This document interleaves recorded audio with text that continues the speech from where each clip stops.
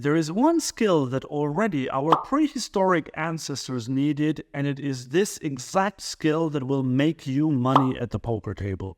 You might be doing it already, but in this video I will tell you what the skill is, I will explain why the skill is so powerful, and I'll tell you what Madonna has to do with it. Once I truly understood this, I started being a winning poker player. Now I'm a professional live low-stakes poker player and coach. In order to understand what this skill is, I'd like to tell you the fascinating story about an animal. No, it's not about a dog or a cat or an elephant, it's about a Pakicetus, a wolf-like land mammal that lived around 50 million years ago. That was even before Phil Hellmuth had his first outburst at the poker table. Well, this kid probably won't last another hour. It's just so sick. Anyway, over millions of years, Pakicetus and its descendants gradually changed.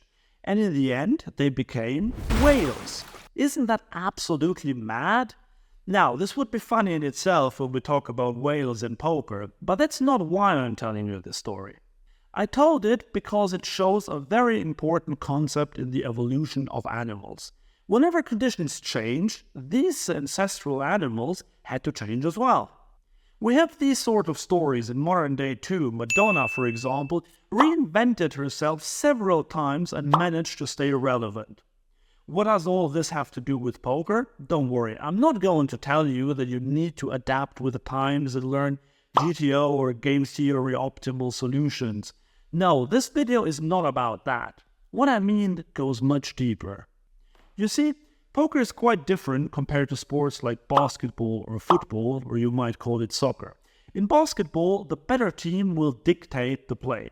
Its superior players will shoot more often, they will have the ball more often, they will secure rebounds more often. If you're Steph Curry and the Golden State Warriors, you don't need to worry too much about what your opponent is going to do. Of course you have to adapt a bit, but if you're much better, you decide what's going on.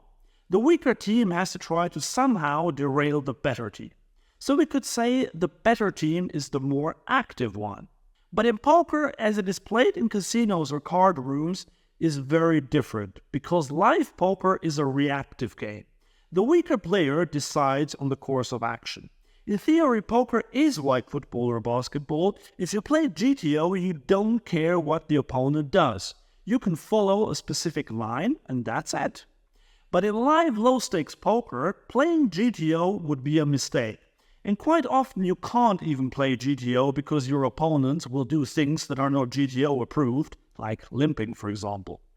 Therefore, you have to play an exploitative style. You have to figure out what your opponents do wrong and then take advantage of that.